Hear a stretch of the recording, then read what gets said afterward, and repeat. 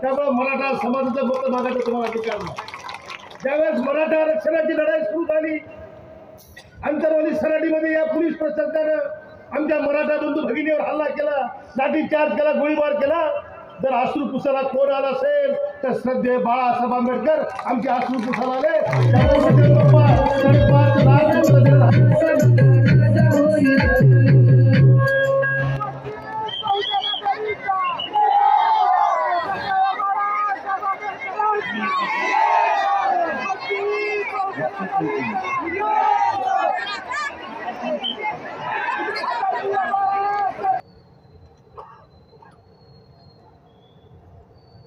आणि म्हणून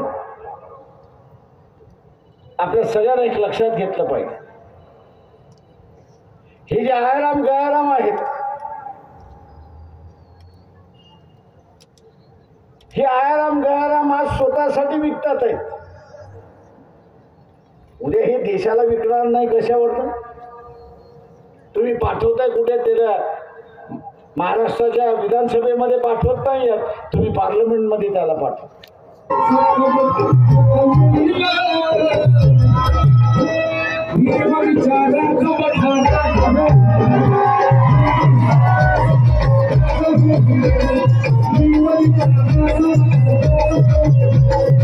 Thank you.